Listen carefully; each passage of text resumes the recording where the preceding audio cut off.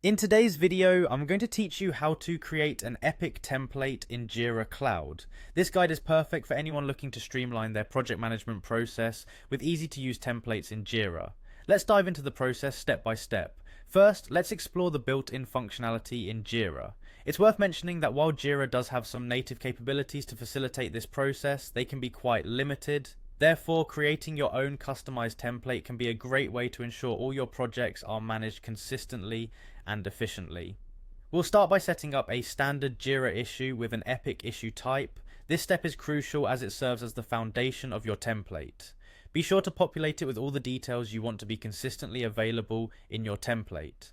This could include fields like the epic name, summary, and any other relevant information that aligns with your project needs.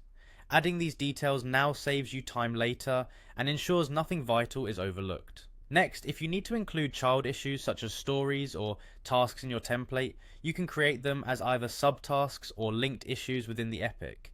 This structure not only helps maintain order, but also allows you to replicate the entire set of tasks that typically come under an epic, making the process much smoother when you start new projects. Consider the relationships between these issues carefully and how they might influence one another. Now, when it comes to utilizing your new template, cloning or copying the template issue is the way to go. This method allows you to quickly generate a new epic while retaining all the pre-established details and structures from your template. After cloning, you have the flexibility to customize the new epic as needed. This means you can tweak any information that's specific to the current project or context, ensuring that each new epic is tailored precisely to the demands of the task at hand.